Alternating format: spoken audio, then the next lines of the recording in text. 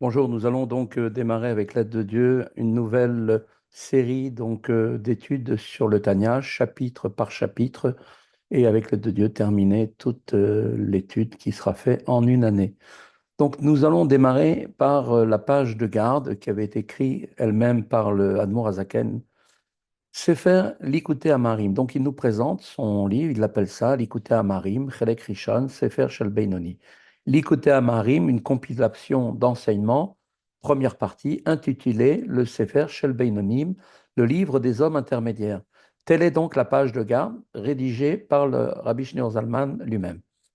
Melukat mipis farim ou mipis sofrim, kedoshe elion, nishmat eden, miyusad ala pasuk, ki karov elecha davar meod, bifyecha bilvafra la soto, lever etev er ou karov meod bederech arucha, veksara bezrat Hashem. Donc ce livre a été compilé, nous dit l'Admorazaken, à partir de livres saints et de maîtres de sainteté céleste dont les âmes sont au Éden, fondés sur le premier verset, car cette chose est très proche de toi dans ta bouche et dans ton cœur pour le mettre en pratique. Ki karov elecha davar meod beficha dans ton cœur, la asoto pour le faire.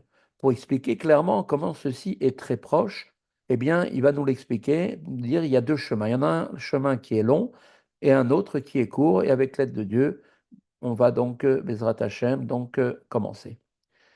Car cette chose, nous dit donc l'Admorazaken, c'est en fait la Torah et les commandements. Et cette chose est très proche de toi, dans ta bouche et dans ton cœur, pour la mettre en pratique. Ces trois expressions, ta bouche, ton cœur, pour la mettre en pratique, désignent respectivement les trois facultés que sont la parole, la pensée et l'action, instruments ou vêtements par lesquels l'âme trouve à mettre en œuvre sa volonté. Plus profondément, cependant, ton cœur fait référence effectivement aux émotions. Elles s'expriment, comme on le sait, dans le cœur, que sont par exemple l'amour et la crainte de Dieu. Car lorsqu'un commandement est accompli par amour pour Dieu, en sachant que là réside le seul moyen de se lier à lui, eh bien l'action entreprise à cette fin est forcément habitée d'une vitalité et d'un plaisir aussi intense que ceux qui est ressenti par un homme s'employant à réaliser les souhaits d'un ami particulièrement cher, une personne qu'il aime, et la crainte de Dieu, quant à elle, préserve de transgresser sa volonté. On va éviter donc de faire de la peine à celui qu'on aime. Mais de l'accomplissement de la Torah et des commandements fondés sur ces sentiments d'amour et de crainte, le verset nous dit aussi qu'il est en fait une chose très proche de toi. C'est précisément cela que Rabbi Shneur Zalman entend nous démontrer clairement avec le Tanya, que la proximité qui est affirmée ici est bien réelle, car a priori, de prime abord, elle ne semble pas aller forcément de soi. Le cœur humain, spontanément, ne désire-t-il pas uniquement les choses du monde, la matérialité? Donc produire en ce cœur un amour, une aspiration vraie pour le divin n'exige donc rien de moins qu'une révolution personnelle. Il faut complètement changer, donc reformater tout cela.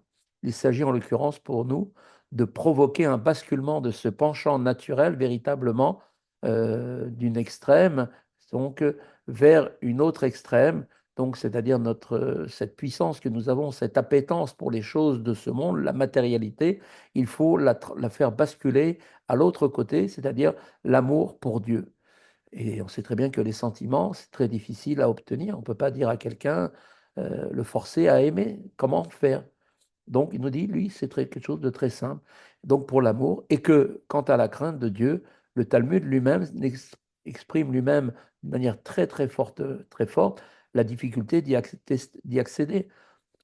Et en atteste d'ailleurs la question par laquelle lui-même le Talmud s'étonne et demande, la crainte est-elle une petite chose? Et ira, c'est une chose ktana?